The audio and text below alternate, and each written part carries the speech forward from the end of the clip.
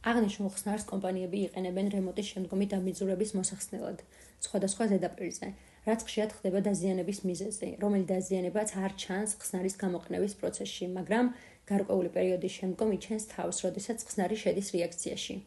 ჩვენ გვინდა ინფორმაცია მოგაწოდოთ წარმოდგენილ ხსნართან დაკავშირებით. ეს არის ჰიდროქლორინის მჟავა, რომელიც გამოიყენება ორგანული ჭუჭყის და ჟანგის ლაქების მოსაშორებლად.